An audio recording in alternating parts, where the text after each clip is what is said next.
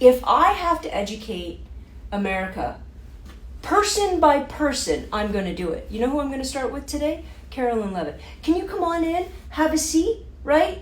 Get a drink of water, go to the bathroom now, because this is going to be a long lesson, hun, but we got some work to do, because obviously the educational system down there has failed you.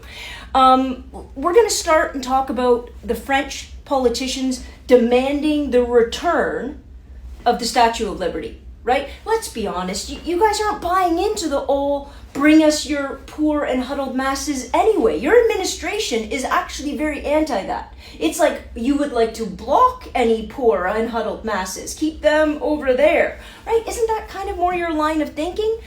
But then you said this, Karoline, and here's where we have a problem, because you could have just stood up there and said, nah, you gave it to us, we're keeping it. You could have said that.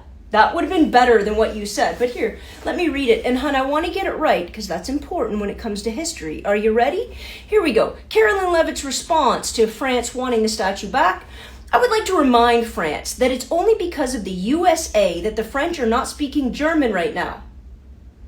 So they should be very grateful to our great country. Hun. So you're telling me you learned nothing about World War II or the Revolutionary War in school? Okay, go get a quick drink of water. We'll be right back. I'm going to handle this piece by piece because I don't think you can handle it all together. You ready?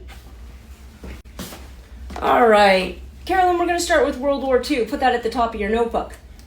I don't think you've actually got the right information, hun, so let me fix it for you. I got to jump back to World War I for a quick second. To end World War I, we have something called the Treaty of Versailles. The Treaty of Versailles was set up by the Allies in order to punish, in order to throw all of the war guilt at Germany's doorstep, as well as reparations, as well as taking land and all of the things they did. One who warned them against that?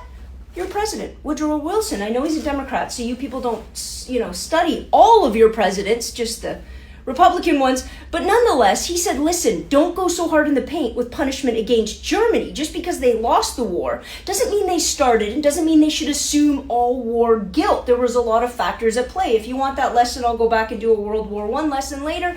But for now, let's just keep moving it on. Your Congress said, no.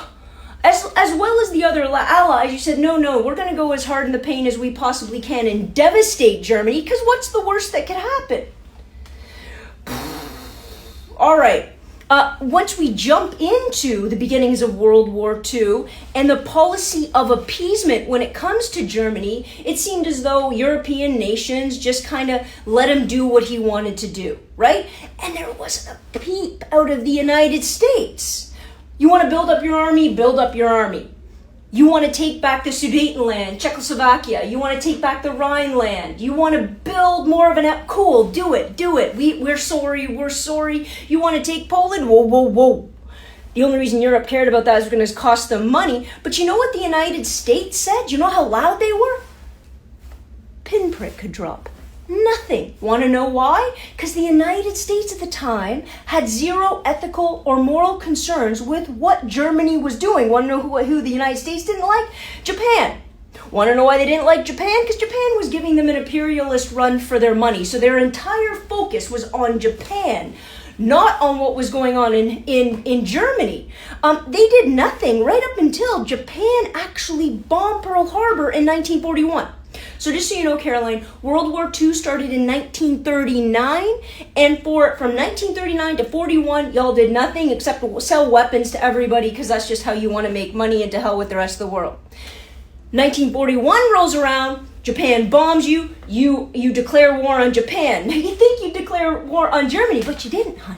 You didn't. Actually, Germany declared war on you, and then you're like, whoa. Now I gotta fight two-front war, right? Which is embarrassing in the first place, but not unexpected, because really a lot of your corporate machinery loved what Germany was doing. They loved a solid fascist dictator, not unlike today, is it? They loved him. Why? Because he made money. And all the big moguls were like, no, this guy's not so bad.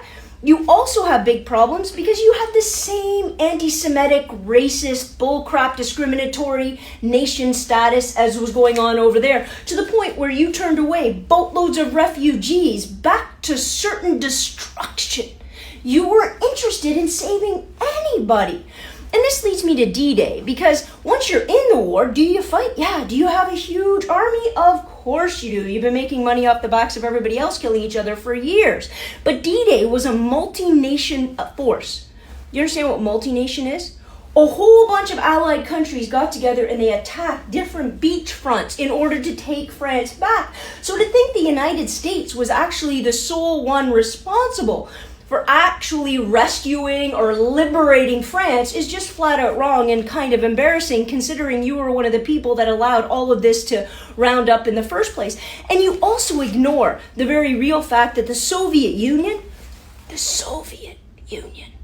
was actually one of the major players in keeping Germany in check for all of those years. They lost hundreds of thousands of men in order to make sure that they kept Germany at least a little bit at bay, so you could jump in all fresh in round 8 and pretend as though you were, Muhammad Ali? All right.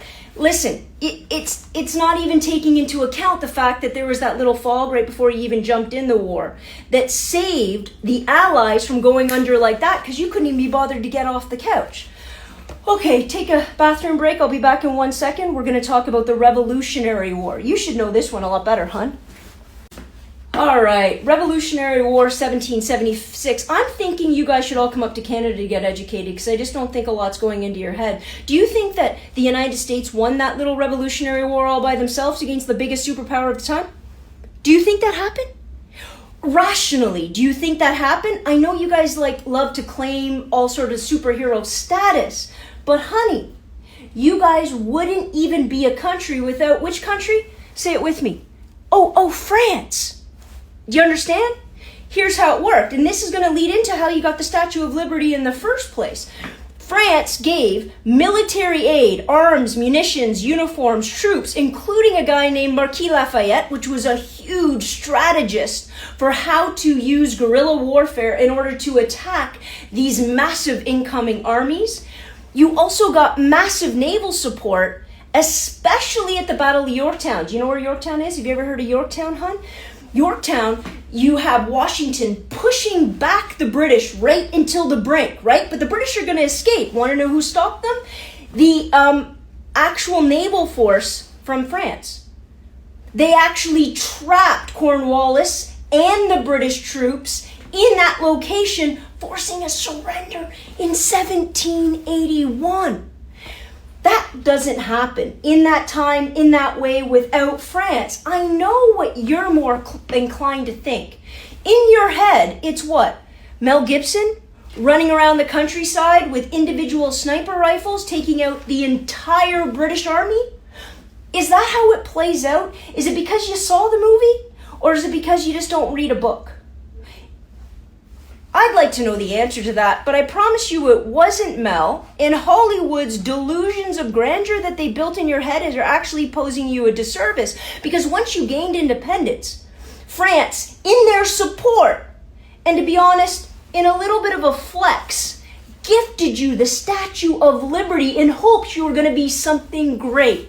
Do you think they wanted to ask for it back? No. But in these times, in this place, you don't deserve it, you don't represent it, and you sure as hell don't even understand it, Karoline.